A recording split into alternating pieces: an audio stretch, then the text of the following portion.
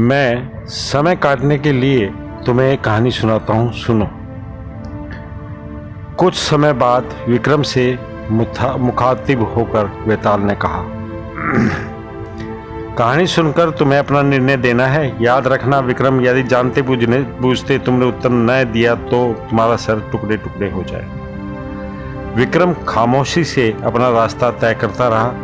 वह जानता था कि इधर उसने जुबान खोली और उधर बेताल रफू चक्कर हुआ। बेताल ने कहानी सुनानी आरंभ कर दी। मगध देश की राजकुमारी चंद्रलेखा अद्वितीय सुंदरी थी। जैसी वह रूपवती थी वैसी ही गुणवती भी थी। उसके युवा होने भर की देर थी कि एक से एक गुणी राजकुमार के रिश्ते उसके लिए आने लगे, मगर उनमें से किसी भी रिश्ते को राजकुमारी ने स्वीकार नहीं किया। राजकुमारी की माँ को चिंता सताने लगी कि बेटी हर रिश्ते को ठुकरा रही देती है। आखिर इसके मन में क्या है, आखिर ये चाहती क्या है। एक दिन उसने राजकुमारी से पूछ ही लिया, बेटी तू हर रिश्ते को ठुकरा रही है, क्या कारण है? क्या तुझे उनमें से कोई भी राजकुमार पसंद नहीं? नहीं माँ, इनमें मेरे योग्य कोई नहीं है। मगर बेटी तुम्हारी नज़र में योग्यता का मानदंड क्या है? जो राजकुमार शक्तिशाली और मेरी रक्षा करने में समर्थ होगा मैं उससे विवाह करूंगी, राजकुमारी ने कहा। और इनमें से मुझे कोई भी ऐसा नहीं लगा। मगर बेटी ये सब एक से बढ़कर एक राजकुमार हैं, ये सब बेकार है माँ। तुम इनकी परीक्षा क्यों नहीं लेती? उसकी माँ ने कहा, बिना परीक्षा लिए ऐसा निर्णय करना उचित नहीं है। पहले परीक्षा लो फिर निर्णय लेना। ठीक है, राजकुमारी चंद्रलेखा ने अपनी सहमति दे दी। अब यदि कोई रिश्ता आएगा तो मैं ऐसा ही करूंगी। कुछ समय बाद एक राजकुमार विवाह का प्रस्ताव लेकर हाजिर हुआ। तुम में क्या विशेष गुण है मैं जो मुझसे विवाह करने चाहते हो? राजकुमारी ने पूछा। राजकुमार ने बताया, मैं त्रिकालदर्शी हूँ, किसी का भी भूत भविष्य और वर्तमान बिल्कुल ठीक ठीक बता सकता हूँ। ठीक है, आप अतिथि गृह में ठहरें, राजकुमारी ने कहा। हम सोचकर जवाब देंगे। उसके बाद एक राजकुमार और हाजिर हुआ।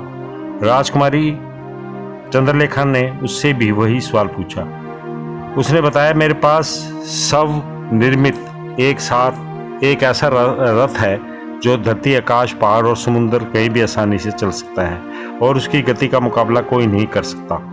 उसे भी अतिथि गृह में ठहरा दिया गया। उसके 2 दिन बाद एक राजकुमार और आया। उसने बताया, मैं तलवार का धनी हूँ, मेरा वार कभी खाली नहीं जाता। राजकुमार ने उसे भी अतिथि गृह में ठहरा दिया और अपना निर्णय देने के लिए एक दिन मुकर्रर कर दिया। राजकुमारी इस बीच तीनों के विषय में गंभीरता से सोचती रही। शीघ्र ही निर्णय का दिन आ गया। निश्चित तिथि पर तीनों राजकुमार बन ठन कर दरबार में उपस्थित हुए। सभी सभासद भी आ चुके थे, किंतु राजकुमारी अभी तक नहीं आई थी। यहाँ तक कि राजमाता ने भी अपना आसन ग्रहण कर लिया, मगर राजकुमारी नहीं आई। तभी कुछ सेवकों ने आकर बताया कि राजकुमारी अपने कक्ष में नहीं है। यह सुनते ही पूरे दरबार में खलबली मच गई। महल का चप्पा चप्पा छाना गया, मगर राजकुमारी का कहीं पता ना चला। राजकुमारी आखिर गई तो कहाँ गई? तभी राजमाता को उस राजकुमार का ध्यान आया जिसने अपने आप को त्रिकालदर्शी बताया था। राजमाता ने उससे कहा, राजकुमार क्या तुम अपनी विद्या के द्वारा पता करके बता सकते हो कि राजकुमारी इस समय कहाँ है? अवश्य बता सकता हूँ राजमाता। त्रिकालदर्शी राजकुमार, जिसका नाम वीरेंद्र था, ने हिसाब किताब लगाकर बताया। एक राक्षस राजकुमारी की सुंदरता पर मोहित होकर उसे उठाकर अपने महल में ले गया है। उसका महल अरावली पहाड़ियों के बीच बने दुर्गम स्थल में बना हुआ है। कहते हुए उसने वहां तक के मार्ग और महल का नक्शा भी बनाकर दे दिया। रथी राजकुमार उदयवीर ने अपना रथ निकाल लिया। तलवारधारी राजकुमार धनंजय ने भी अपनी तलवार निकाल ली। कुछ ही समय बाद वह राक्षस के महल के सामने खड़े थे। राजकुमार वीरेंद्र ने बताया कि राक्षस राजकुमार को एक कक्ष में यातनाएं दे रहा है।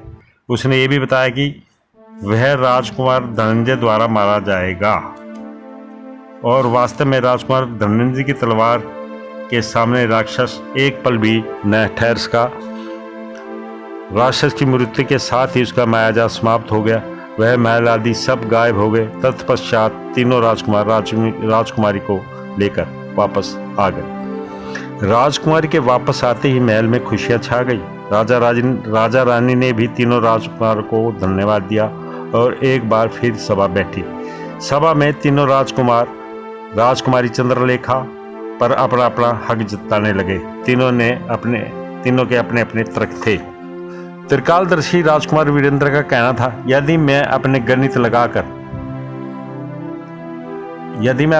लगाकर यह ना बताता कि राजकुमारी इसमें कहाँ है, तो धनंजय और युद्धवीर लाख सिर पटकने के बाद भी राजकुमारी तक नहीं पहुंच सकते थे। इसलिए राजकुमारी पर सिर्फ और सिर्फ मेरा हक है, उदयवीर का दावा था। अगर मेरे पास एक करामाती रथ ना होता तो वीरेंद्र और धनंजय किसी भी सूरत में राक्षस तक नहीं पहुंच सकते थे। ये दोनों ही तर्क गलत हैं। राजकुमार धनंजय ने कहा, किसी न किसी तरह राजकुमारी का पता भी चल जाता तो उस तक पहुंचना भी असंभव था राक्षस को मारकर राजकुमारी को सुरक्षित वापस लाना। चूंकि यह कार्य मैंने किया है, इसलिए राजकुमारी पर सिर्फ मेरा अधिकार है।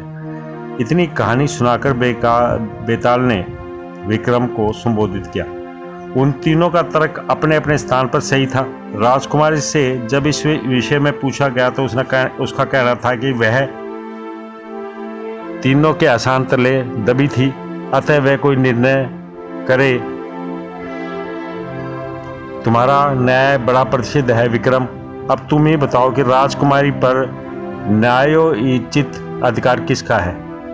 बताओ विक्रम, अगर तुम जानबूझकर मेरे प्रश्न का उत्तर नहीं दोगे तो तुम्हारा सिर टुकड़े टुकड़े हो जाएगा, बेताल ने चेताया।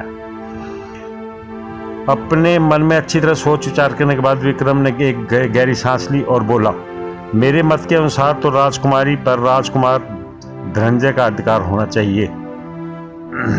संभवतः विक्रम का न्याय उचित था, मगर फिर भी बेताल ने पूछा, कैसे? धनंजय का अधिकार क्यों होना चाहिए?